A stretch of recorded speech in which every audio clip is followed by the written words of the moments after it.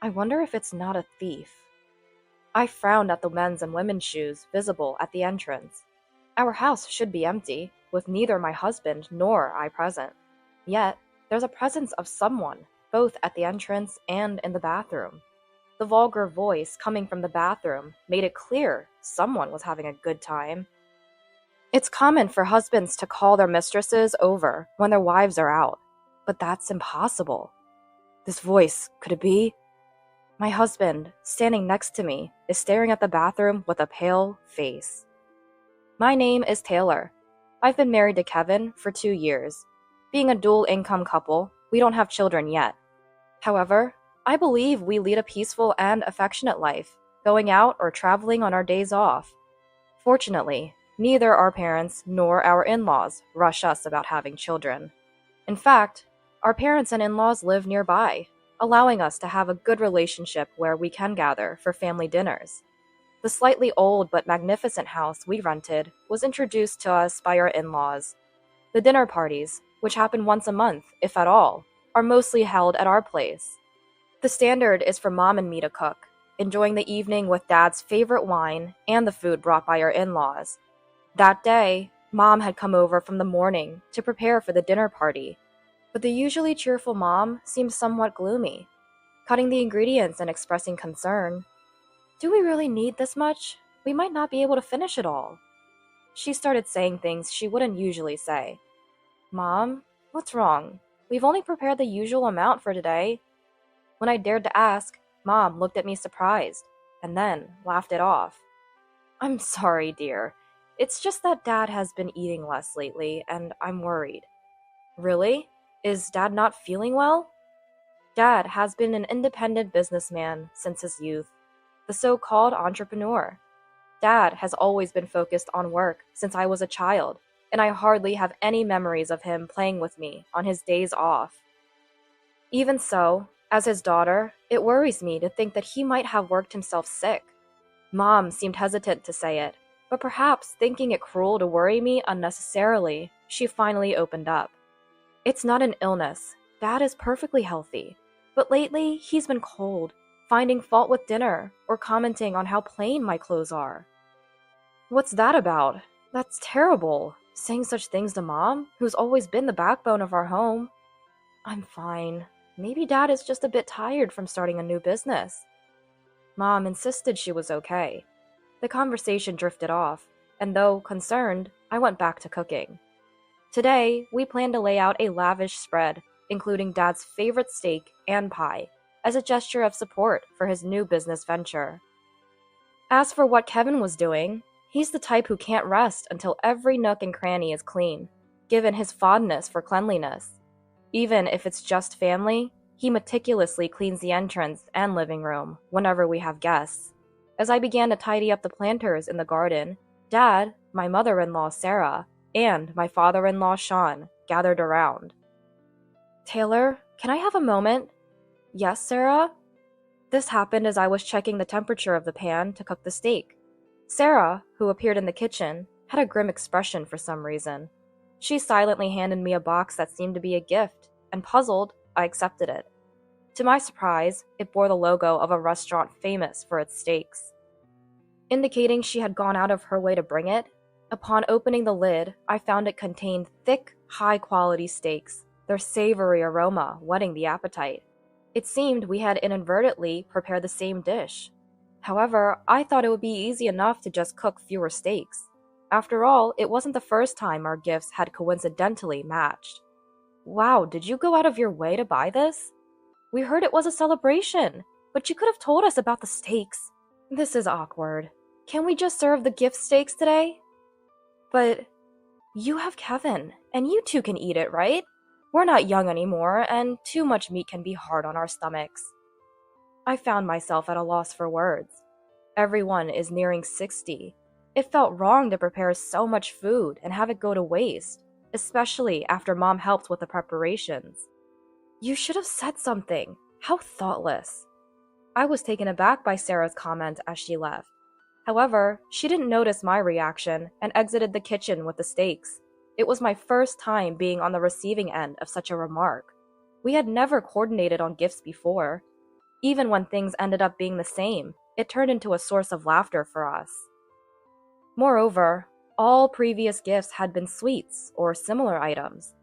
I felt a bit uneasy, but assumed perhaps the higher-end gift had touched a nerve, so I didn't dwell on it too much. At the dinner party, Dad was thrilled with the steak from the high-end restaurant. Mom seemed to understand my gesture with just a glance, and, without mentioning the steak we had prepared, pretended to be just as delighted. After Sarah, Sean, and Dad had left, Mom skillfully turned the leftover ingredients into beef stew. Thankfully, before they were cooked. We could have still had the steak. You both would have gotten tired of steak. This way, you can take it home. Mom took her share in a food storage container. Although I felt bad, the beef stew Mom made was delicious, and Kevin and I quickly finished it off as the flavors melded together. I later heard that despite its deliciousness, Dad complained while eating it, calling it outdated. I was furious, but ended up just holding on to those feelings, unable to resolve them, especially with Mom just giving a wry smile. A few weeks after such a dinner party, I received a sudden message from Kevin, who was supposed to be away on an overnight business trip. It turned out that the business trip was canceled due to the client's circumstances. He said he would be coming home as usual today. Since he was scheduled to be away for 3 days, I had planned to spend some time at my parents' home. However, with him coming home, plans changed, so I had to inform my mom about the change in plans. While finishing up my usual shopping, I met up with Kevin, and we headed home together. Huh?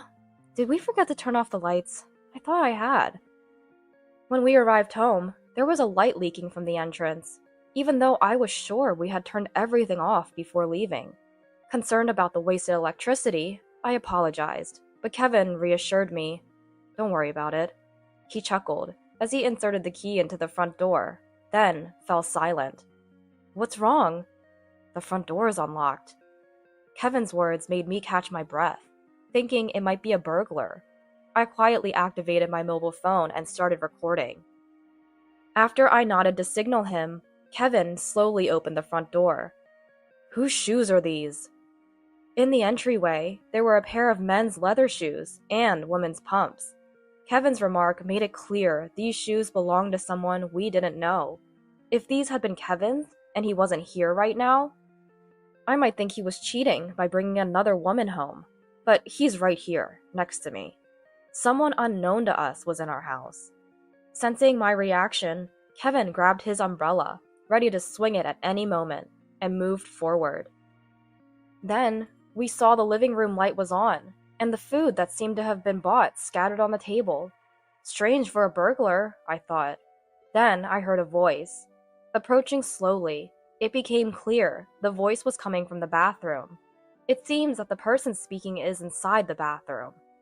This voice. I can understand why Kevin is truly creeped out. After all, the voice coming from inside is quite vulgar. It's unsettling and infuriating to think that our home could be used without our knowledge. Wondering who on earth could be doing this, I slowly opened the door, and my eyes immediately fell on some discarded clothing. Ah! I couldn't help but let out a sound. There, unmistakably, were Dad's clothes. The large jacket, neatly hung on a hanger, was his favorite he had worn at the dinner party just the other day. The messily discarded shirt and pants were all too familiar. Mom had just left a few hours ago, so there was no way she could be here. It appeared that Dad was bringing another woman into my home for an affair. The realization made me frown involuntarily. Looking up at Kevin, wondering how to explain this to him, I saw him staring with a ghastly pale face at a necklace resting atop the washing machine. I remembered seeing that necklace, and the earrings beside it, quite recently. This can't be. Mom? Kevin's words confirmed the identity of the person inside the bathroom. The ones using our home for their affair were my dad and Sarah. I pulled Kevin, who seemed ready to burst in on them, back to the living room quietly. Moving away from the echoing voices seemed to help him regain some composure. Shouldn't we call your mom and my dad? Kevin suggested, though he seemed confused. What would happen if we brought Mom and Sean here now? I could only foresee a crisis for both families, but I couldn't just ignore what was happening. Vulgar noises were still coming from the bathroom, indicating they might not come out anytime soon. I contacted Mom, and Kevin reached out to Sean right then. It's about Dad. Your dad? He said he was going golfing today and left early in the morning. He won't be back until tonight. Should I tell him to call you when he gets back? It seems that Dad is at home with Sarah. I couldn't bring myself to mention what was happening in the bathroom, but that was enough for Mom to understand the gravity of the situation. In a frightening tone, she said, "I'll be right there," and hung up. Less than 10 minutes later, Mom arrived with a pale face, and Sean looking utterly bewildered. The voices had stopped, but they were still inside the bathroom. The sound of the shower was audible, but thankfully, the voices that had filled the hallway earlier were no longer heard. "Kevin? What do you mean Sarah is here? Like I said earlier, Mom went on a day trip with friends and won't be back until tonight," Sean asked, full of questions. We had informed him that Dad was with someone, but whether he was confused or unwilling to accept it, he desperately avoided looking towards the bathroom. Feeling sorry for Sean, Kevin signaled to me, and I started recording on my mobile phone again. Kevin made no effort to conceal his approach as he charged into the bathroom. "Hey, what the heck are you doing in our house?" The bathroom door, hit hard by Kevin, made a dull sound. Screams from Dad and Sarah were followed by the escalating shouts between Dad and Kevin. Kevin, having forced the door open, grumbled with a tone filled with disgust. I grabbed a bath towel and tossed it into the bathroom, wanting to avoid seeing their nudity at all costs. I don't want to see them naked. Behind me, Mom, apparently unable to hold back any longer, pushed past me and stormed into the bathroom. She shoved Kevin and Sarah aside, and with a roar unlike anything I had heard from her before, she forcibly dragged Dad out of the bathroom. Sean, having finally steeled himself, followed Mom into the bathroom and pulled Sarah out.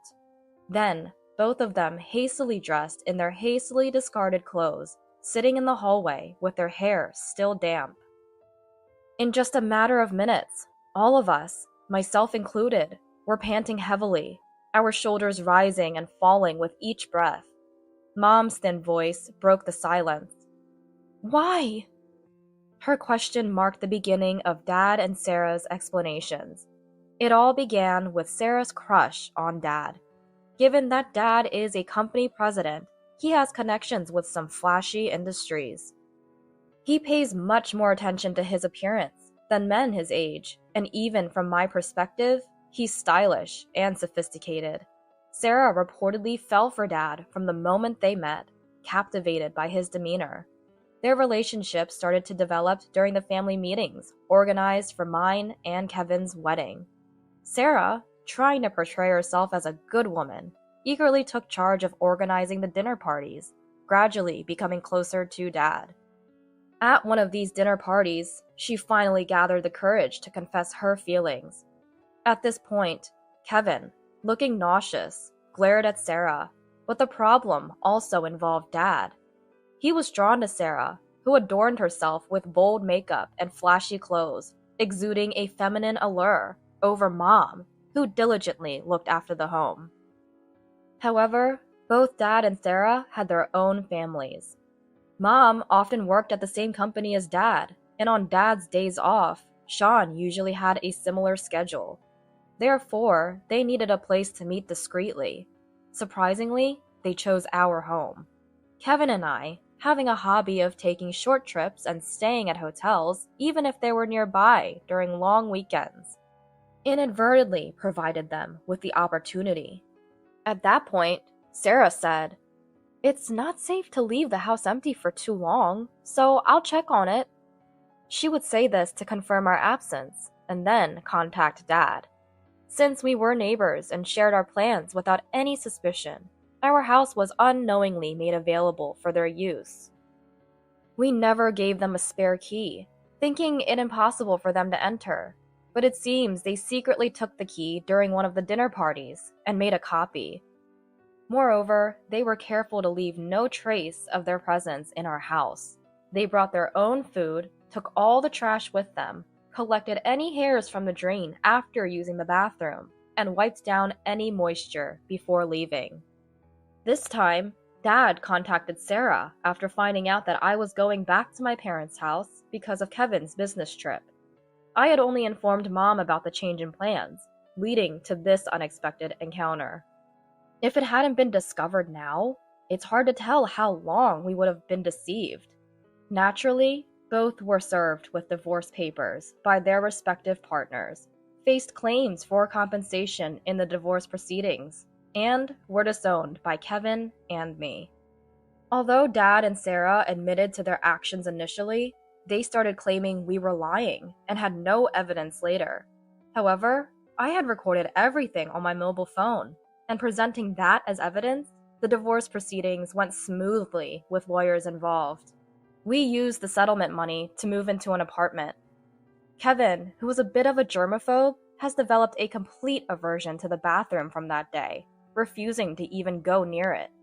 I too found it painful to continue living in a house that had been used for their affair, so I was fully in agreement with moving. Now, Mom, having lost all affection for Dad, lives with the two of us. After the divorce was finalized, Sarah seemed quite pleased. She became brazenly defiant, perhaps due to Dad's influence, and accepted the divorce settlement and compensation without much resistance. She moved in with Dad right after the divorce, and they got married, fulfilling their desire to be together. It seemed like a perfect outcome for them, with Sarah becoming the wife of a company president, looking forward to a great life ahead.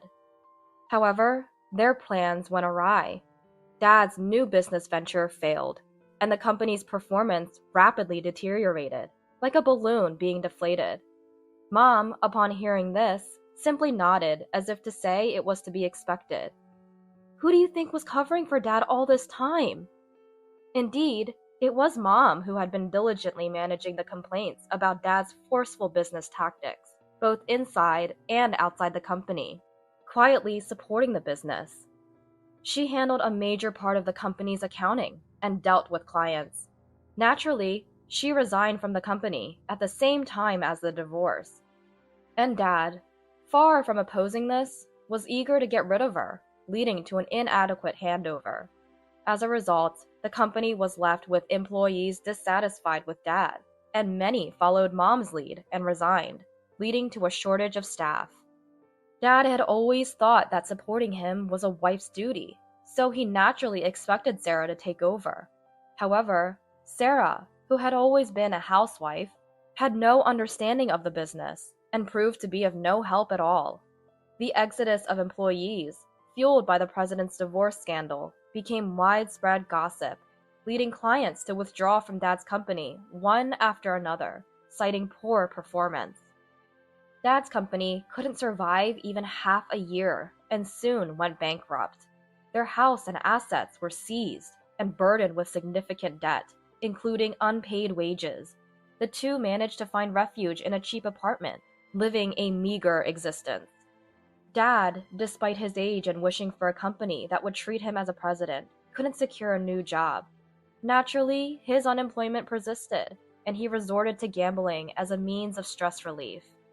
Not satisfied with just that, "None of this would have happened if it weren't for the affair. It was Sarah who seduced me." In his rage, he began to resort to violence towards Sarah. Sarah, trying to make ends meet with part-time jobs and desperately supporting Dad, grew disillusioned with him as he sank deeper into gambling addiction and squandered even their living expenses. Unable to bear Dad's repeated verbal abuse, one day she fled the apartment. She ended up at Sean's house. It was the house where Kevin had grown up. Kevin and I happened to be visiting Sean, who had become somewhat reclusive due to the emotional toll of the divorce, and we often checked in on him. Without ringing the doorbell and finding the front door open, we went to see who it was and were met by Sarah. Initially, we didn't recognize her, She looked so different that we thought a stranger, an old woman, was speaking to us. The once beautifully made up Sarah was nowhere to be seen. Exhausted, Sarah attempted to apologize and seek forgiveness for her past actions, but I could only respond with a bitter expression, thinking it was too convenient. Sean must have been quite shocked. Yet, it seemed he was somewhat swayed by the return of the woman he once loved. While he was pondering how to ask her to leave, Kevin, who was standing next to him, suddenly clutched his mouth and crouched down on the ground. Remembering Sarah's affair in the bathroom, he couldn't hold back and vomited right there. In a panic, Sean and I rushed to bring a trash can and water, and ended up hearing Kevin's cries of rejection towards Sarah from behind his back. Feeling sorry for Kevin and wondering how to resolve the situation, it was Sean who stood up to take action. Sean looked Sarah squarely in the eyes and unequivocally denied any possibility of reconciliation. "Leave!" With firm words, he sent Sarah away. Sarah seemed deeply affected by her own son's vehement rejection, enough to make him physically ill. Without a word, she staggered at the front door and left. Since that incident, Sarah has apparently kept her distance from Sean. There has been no contact from Dad or Sarah since then, so it's safe to assume that our ties with them have been completely severed. Kevin was under the weather for a few days, but has since recovered. Together, we're committed to building a warm and loving home. Mom has shown incredible resilience, quickly finding work, making new friends, and moving on from Dad to enjoy her life. She's planning to rent an apartment for herself once she's saved enough, and I'm hoping she'll choose one close to our home.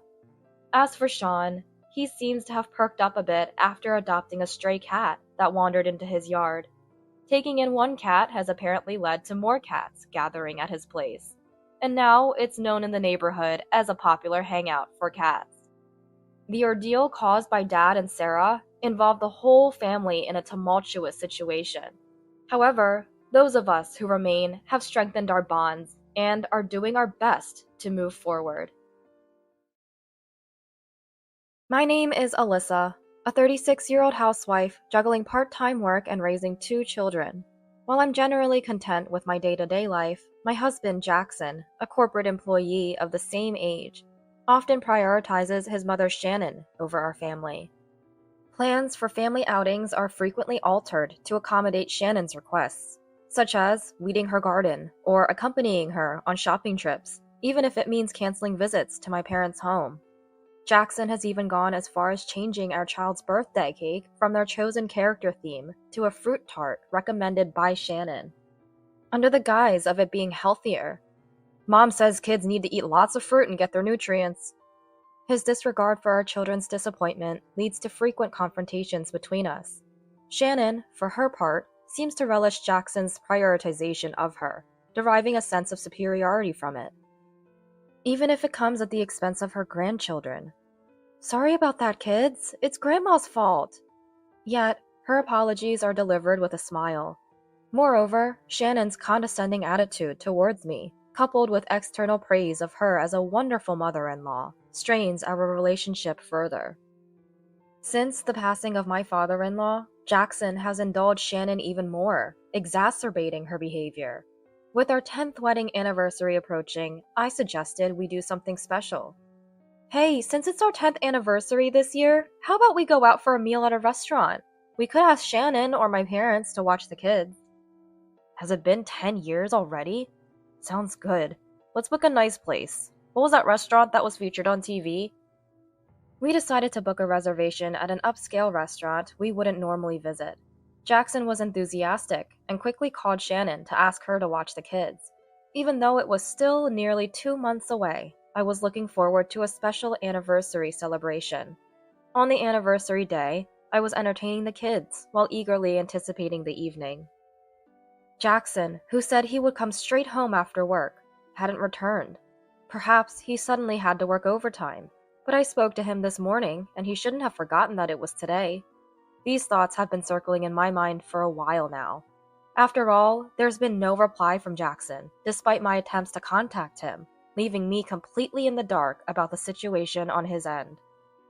Moreover, I can't get in touch with Shannon, who was supposed to look after the children, making it difficult to wait for Jackson at the restaurant as planned. As a last resort, I called Jackson's office. Upon requesting to speak with Jackson, I was informed that he had finished work and already left. I thanked them politely and hung up. Wondering why he hadn't responded to my messages if he was already done with work, all I could do now was wait. My daughters, who were aware of tonight's plans, started glancing at the clock, expressing concern about how late it was getting. Indeed, I replied tersely, unable to take my eyes off the ticking clock hands. Even if he had left for work just before I called, he should have been home by now, since he drove to work this morning. I continued waiting for Jackson until just before the reservation time, but I couldn't wait any longer. The reservation was for 7 p.m., and it was nearly time. I decided to call the restaurant to inform them of our delay. Hello? Your party has already been seated? Alone? No, as per your reservation. There are 2 guests. Can you tell me who came? A man who appears to be a company employee and an older woman. Excuse me, but may I ask who's calling? Upon hearing that, I quickly ended the call, saying, "It's a misunderstanding on my part, I'm sorry," and hung up in a rush. An older woman. Could it be? I immediately called Jackson. After several rings, he finally picked up, sounding very annoyed. Yeah? What is it? You've been nagging me. Where are you? You're not already at the restaurant, are you? I am. We're already seated. Mom insisted on dining here, so I decided to have dinner with her tonight. We can celebrate our anniversary at a local restaurant this weekend. You like the pizza there, right? It was indeed Shannon. The audacity of Shannon to join an anniversary dinner, knowing full well what it was, and Jackson's actions in not only allowing this, but also taking my place without any communication, filled me with disgust, not just anger. Especially knowing that I had been looking forward to this for 2 months, and his idea of making it up to me was a meal at a local restaurant. It was a clear indication of the absolute preference Jackson had for Shannon over me. The kids will be disappointed they can't have Grandma's cooking, so make them something they like tonight. I'm counting on you. Wait a second. I tried to stop Jackson as he was about to hang up.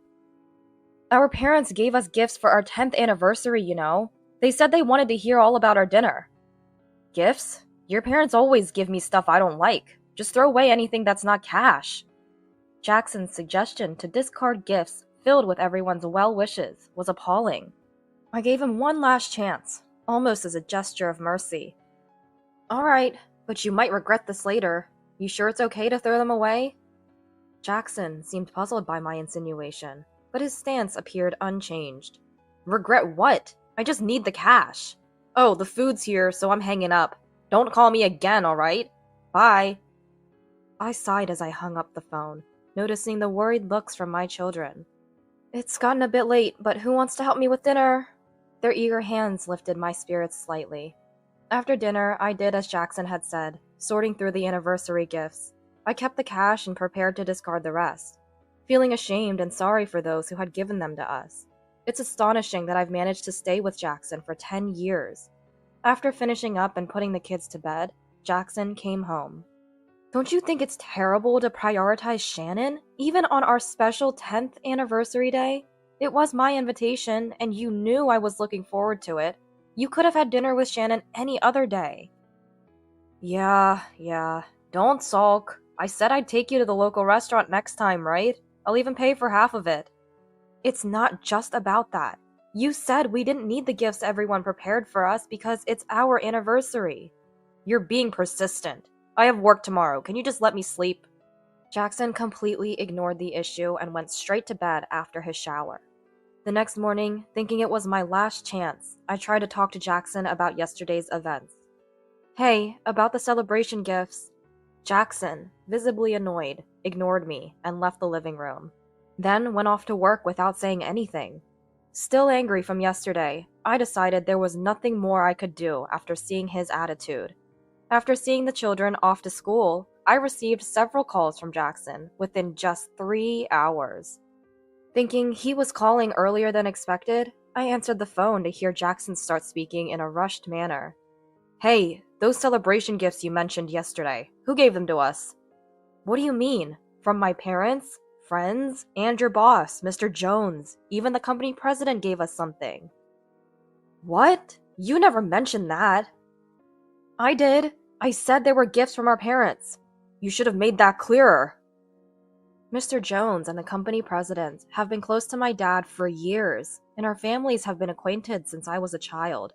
They've always treated me like family, and yesterday evening, they even made a special trip to our house to deliver their gifts. The watch the president picked out was really nice, and the wine Mr. Jones brought looked delicious. But it doesn't matter now, does it? You said to throw away anything that wasn't cash, so I did. What have you done, Alyssa? Do you realize what you've caused?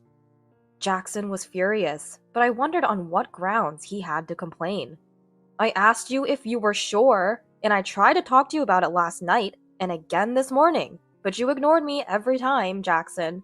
Don't shift the blame. It's your fault for not listening. With that, I hung up the phone. Jackson tried calling back several times, but I ignored all his calls. I might seem petty, but I couldn't contain my anger any longer. When Jackson came home, his footsteps were so loud I could hear him from the entrance. Enough already. Give me the gifts we received, now. Faced with Jackson demanding the return of the celebration gift, I threw them out with this morning's trash, so they've already been collected. There's no way to get them back now. I asked him.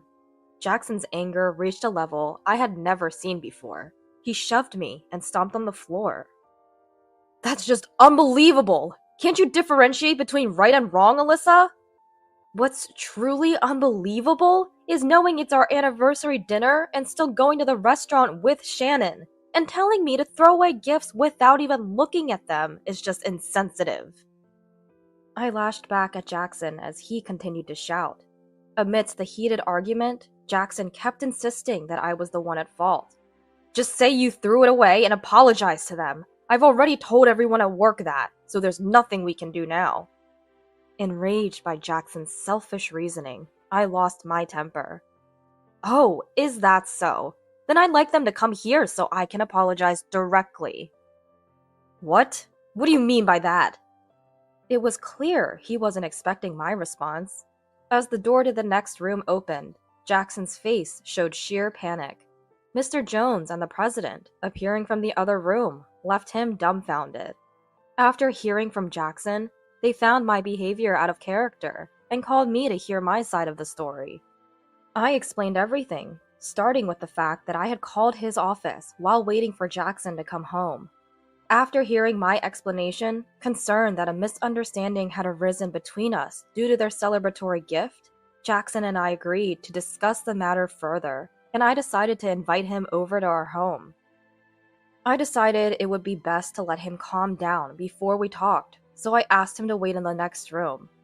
Mr. President, I'm terribly sorry about this. Realizing the situation, Jackson turned pale and apologized to them. Hearing from me about how he had acted the day before and his current attempts to shift the responsibility for the aftermath onto me. He must have realized there was no way to deny or evade the truth. His anger from moments ago gone, he now trembles slightly as he continues to apologize. Jackson? The president's voice was unexpectedly gentle, giving Jackson a glimmer of hope.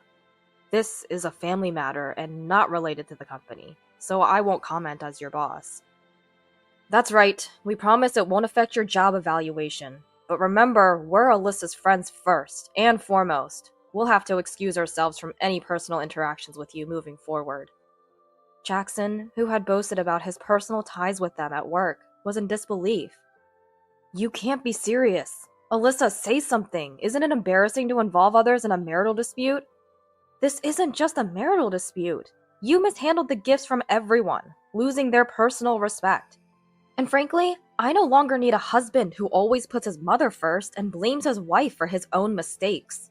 I want a divorce. I felt sorry for involving the two of them in such a scene, but I declared my intentions boldly and left the house. It was the right decision to leave the children with their grandparents, considering it's not good for them to witness arguments. After our divorce, as the news spread throughout the company, Jackson faced various rumors due to the distant behavior of Mr. Jones and the president, whom he had previously been on good terms with. Jackson, who had once boasted about being favored by Mr. Jones and looked down on his colleagues and subordinates, now seems belittled as they mock him for being unable to even make small talk with Mr. Jones without his wife.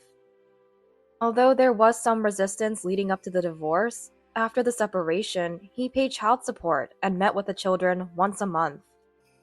However, every time they met, the conversation turned to how child support payments were burdensome and how the cost of dry cleaning was too high, always about money. Moreover, by trying to emotionally manipulate the children with tears and suggesting they all live together again, the kids, who were entering their teenage years, gradually began to resist meeting him. Currently, in respect of the children's wishes not to meet, the visits have been temporarily halted. Dad always cared more about Grandma than us. We don't have to live together. Recalling Jackson's reaction to her words still makes me laugh. After making that divorce declaration, I apologized to the president and Mr. Jones, Jackson's boss, and returned the celebratory gift I had kept hidden from Jackson.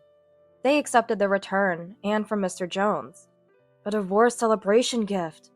And with a laugh, he presented me once again with a bottle of my favorite liquor as a gift. Though I regret causing them concern, I believe our relationship, including with my parents, will continue in the future. After the divorce from Jackson was finalized and things settled down, the children and I were invited to a home party at the president's house. There, I was offered a job at the company run by the president's brother. I have been ignoring all the bothersome messages from Jackson. In my new workplace, which is understanding of parenting, I am supported by many people, and we, as a family, are living happily every day.